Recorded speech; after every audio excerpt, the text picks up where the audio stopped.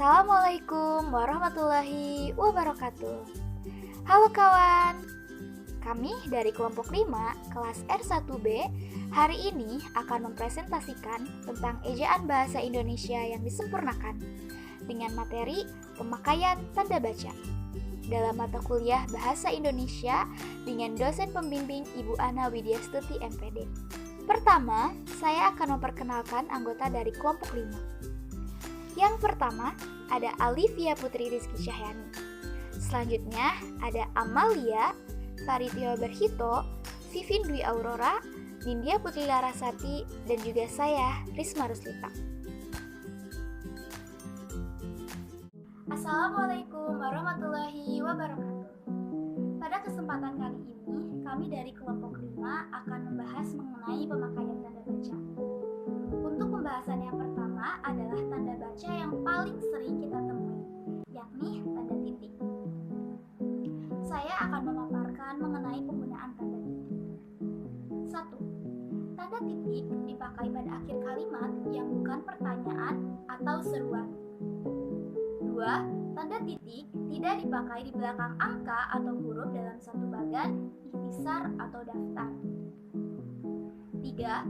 Tanda titik dipakai untuk memisahkan angka jam, menit, dan detik yang menunjukkan waktu.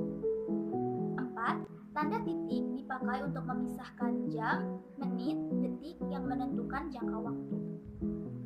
5. Tanda titik dipakai dalam daftar pustaka di antara nama penulis, judul tulisan yang tidak berakhiran dengan tanda tanya atau tanda seru, dan tempat terbit. 6.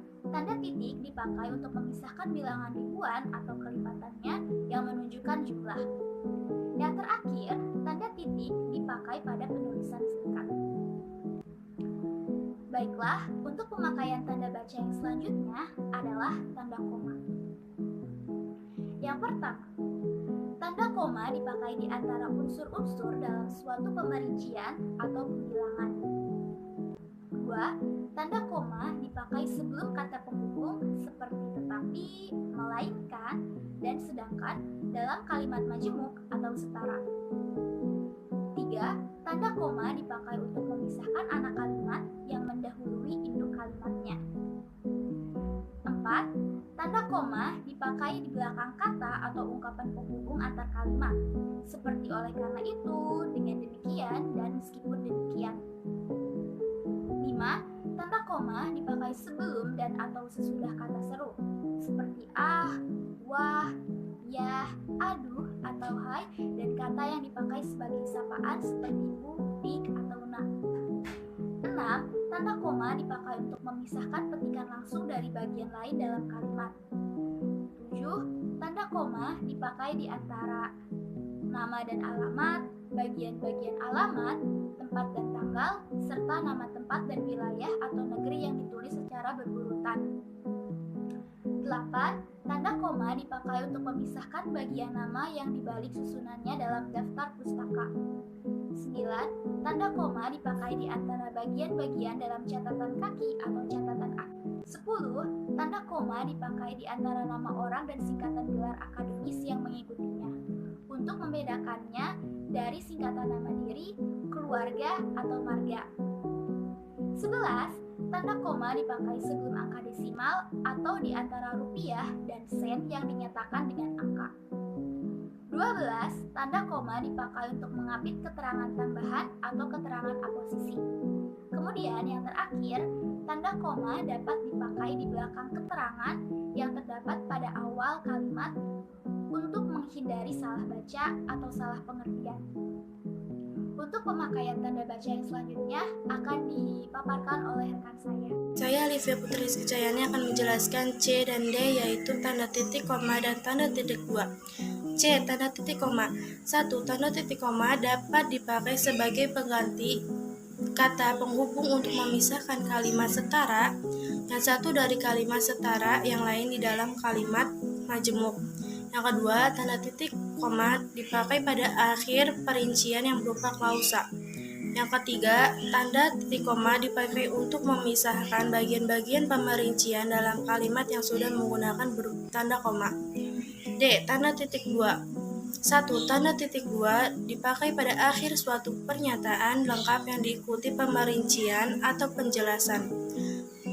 2. Tanda titik koma. Tanda titik dua tidak dipakai jika pemerincian atau penjelasan itu berupa pelengkap yang mengakhiri pernyataan. 3. Tanda titik dua dipakai sesudah kata atau ungkapan yang memerlukan pemerian. 4. Tanda titik dua dipakai dalam naskah drama sesudah kata yang menunjukkan pelaku dalam percakapan. 5. Tanda titik dua dipakai di antara A. Jilid atau nomor dan halaman, B. Surah dan ayat dalam kitab suci Al-Quran, C. Judul dan anak judul suatu karangan, serta D. Nama kota dan penerbit dalam daftar pustaka. Oke, terima kasih. Dan selanjutnya perkenalkan, nama saya Nindya Putri Larasati, dan hari ini saya akan menjelaskan tentang pemakaian tanda baca, yaitu tanda hubung dan tanda pisah. Tanda hubung. Tanda hubung dipakai untuk apa saja? Yang pertama, dapat dipakai untuk menandai bagian kata yang terpenggal oleh pergantian baris.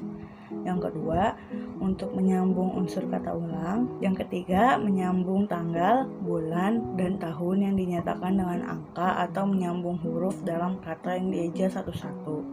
Yang keempat, dapat dipakai untuk memperjelas hubungan bagian kata atau ungkapan. Yang kelima, dapat dipakai untuk merangkai. Yang keenam, dipakai untuk merangkai unsur bahasa Indonesia dengan bahasa asing lainnya. Selanjutnya, tanda pisah. Tanda pisah dapat dipakai untuk apa saja? Yang pertama, tanda pisah dapat dipakai untuk membatasi penyisipan kata atau kalimat yang memberi penjelasan di luar bangun kalimat. Yang kedua, tanda pisah dapat dipakai untuk menegaskan adanya keterangan aposisi atau keterangan yang lain. Yang ketiga, tanda pisah dapat dipakai antara dua bilangan, tanggal atau tempat, berarti sampai dengan atau sampai ke. Terima kasih. Saya Amalia. Saya di sini akan menjelaskan 2 poin, yaitu tentang tanda tanya dan tanda seru. Yang pertama, tanda tanya dipakai pada akhir kalimat tanya. Misalnya, kapan dia berangkat? Saudara tahu bukan? Kamu sudah makan belum? Dan lain sebagainya. Yang kedua, tanda tanya dipakai di dalam tanda kurung untuk menyatakan bagian kalimat yang diasingkan atau yang kurang dapat dibuktikan kebenarannya.